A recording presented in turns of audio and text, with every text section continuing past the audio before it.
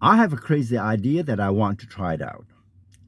I want to set up a transportation company, but to aim for the Uber X or Uber XL or Lyft folk, just a regular sedan, not the kind of black car, to see if feasible to make a living out of that. And this is not a kind of guy how to do this. I am actually setting up a real transportation company and try to get customer. I'm gonna let you through the process and see how I do it, and maybe you have some other idea or learn something out of this.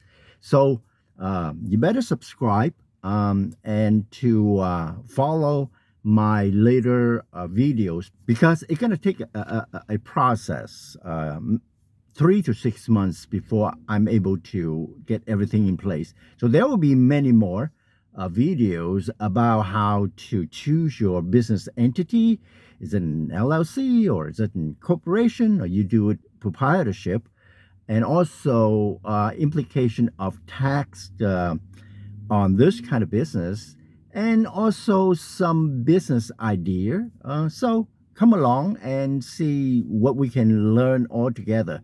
Again, this is not a business advice or tax advice or legal advice, none of that. You better talk to your own professional before you decide to do anything. I'm just show you how I do it and let you come along.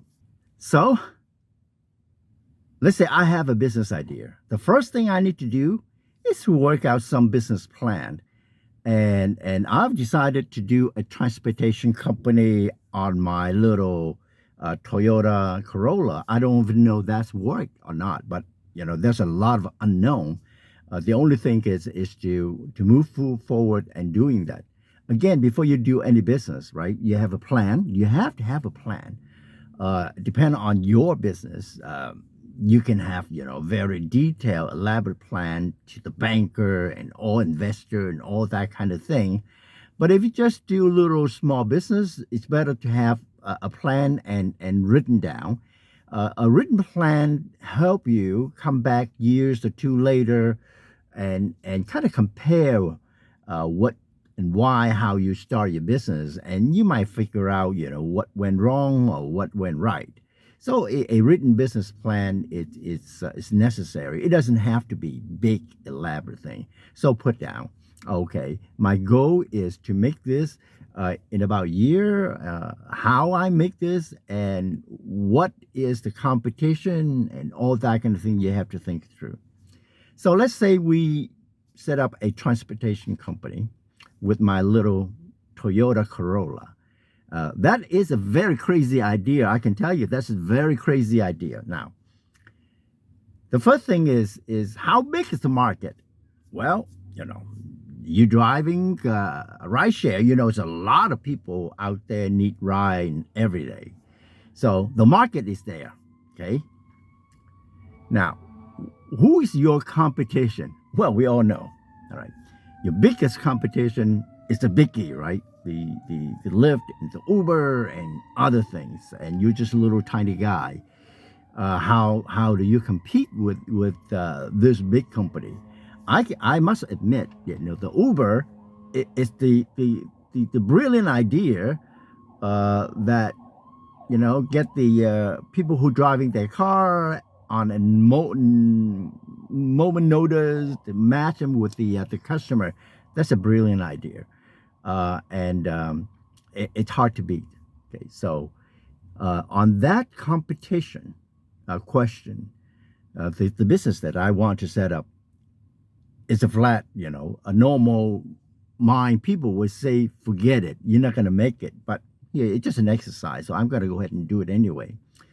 Now, okay, so you have a customer, you have a demand, the market, the customer want ride, and you have your competition that it's hard to beat. So if you still want to do it, you have to figure out, how do I survive? Can I kind of, go through the crack and still make a living? That means a niche or something. Now, in order to survive. The answer is yes. Okay. There possibly you can do that. And also one other competition is the people who do the ride share private ride share illegally. It means that they just friend and other kind of talk, and then I need a ride to the airport. Just pay me $20. I get you there. But we don't want to do that. We want to do a legitimate business. So the competition is on all sides. The big guy and the smaller guy do it illegally. It's hard to compete, honestly. Okay. Now, you still moving forward with all that kind of information. More likely, you're gonna fail for every angle. Look at it. This is just a crazy idea, but again, I try to do it anyway. And you have to calculate if you fail, risk and reward. Let's say if I decide to do it, if I fail, how hard do I fall? That means that how much money do I have to spend if I fail? In this kind of business, it's very little. You just spend, a couple $100 registration and all that kind of things. And if it's fail, it's fail. I mean, you just a few $100 lost, and perhaps a effort and time, and maybe a bruised ego come along with that. But other than that, it's not a big deal if you fail here.